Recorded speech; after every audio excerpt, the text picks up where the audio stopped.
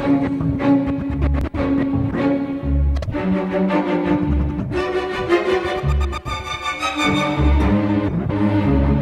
what up? This is DJ Rob Swift, aka The Architect. You're chilling with me here at my home studio, The Lab, Jackson Heights, Queens, and you're watching StudioFeed.com. Passionate about DJing and music. That's pretty much it.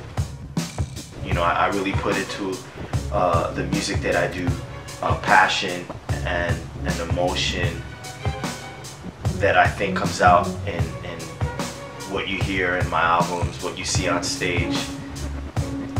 I don't just do it because it's cool or because I'm gonna gain some sort of notoriety off it. I do it because I genuinely love it, and whether or not I make a buck off it or whether or not people recognize me in a club or on the street, none of that really matters. What matters is just me being able to express myself through my music, and there's definitely a lot of passion and emotion that goes into that.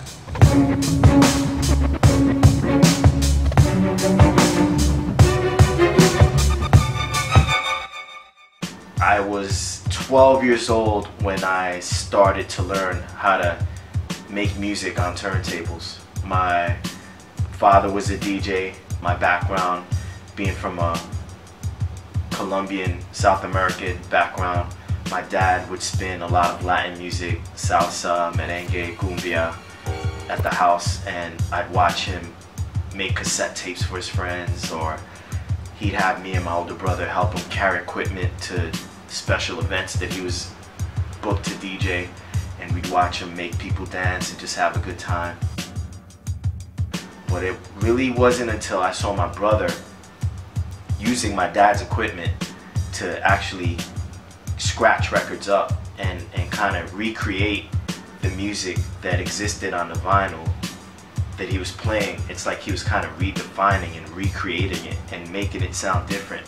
And his friends would pick up my dad's microphone and spit their little raps, and my brother would loop the break sections of songs so that he would kind of act as like the band, and he would just play these beats and his friends would rap over it, and I'd be sitting there in the living room watching him do all this stuff. And that's when I was like, I want to be like my brother. I want to DJ. 27 years later, I'm still doing this.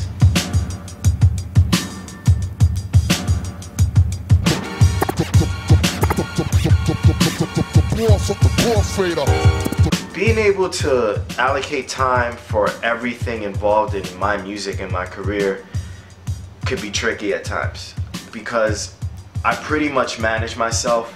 I'm pretty much my own booking agent. I'm pretty much my own publicist, and add to all that, I'm the artist.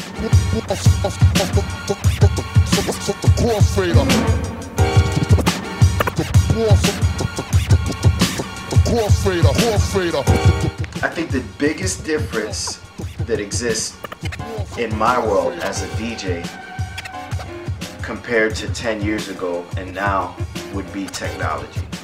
The music that I do relies heavy on scratching, and I'm not just scratching one sound or a word.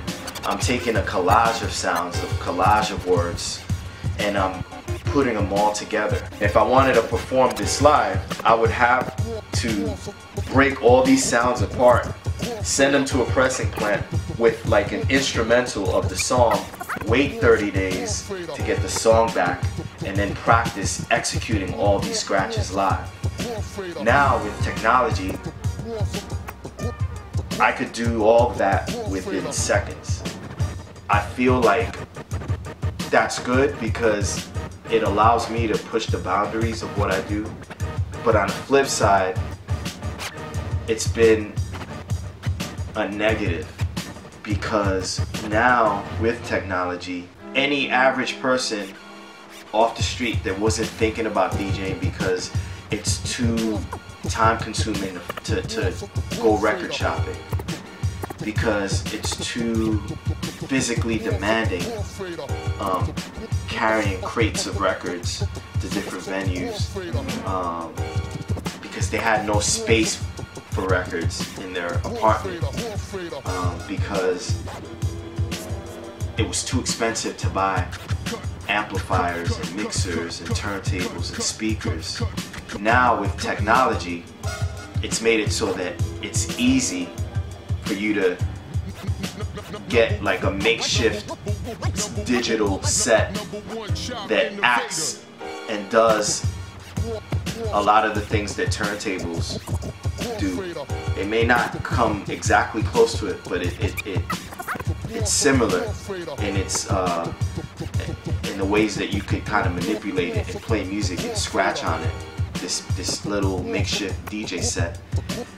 It's easier to download music and pay, you know, 99 cents for a track and not have to get on a train and drop $10 on an album. And I feel that in that way it's negative, because you have a lot of people getting into the art form that aren't really doing it for the right reasons. I always use this example when I'm teaching at the Scratch DJ Academy here in New York City. I always tell the students, you have two options with mathematics, right?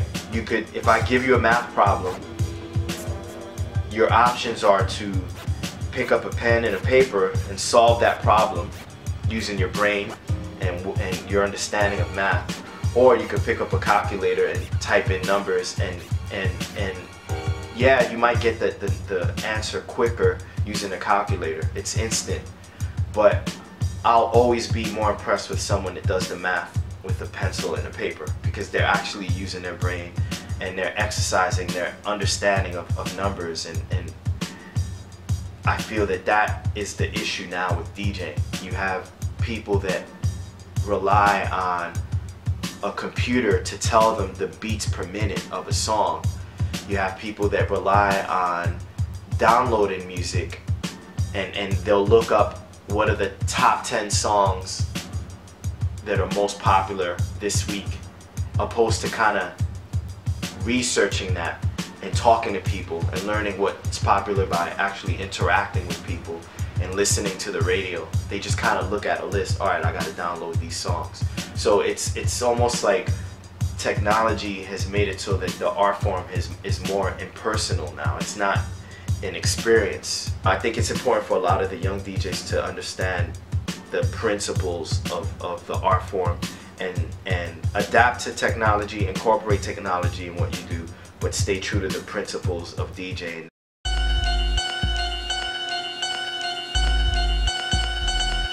A DVD that I dropped earlier this year called DJ Rob Swift Live, The Documented Movement. The DVD encompasses me on the road touring my album The Architect, which is an album that fuses the genre of classical music with turntablism. That's what I've been touring right now and promoting. I also have an online radio show called Dope on Plastic that you could actually hear straight from my website. If you log on to djrobswift.com and click on the music page, you could check out my radio show. It streams 24/7, 365 days a year, so whether it's 3 in the morning or 3 p.m. in the afternoon, you could listen to the show. That's pretty much it.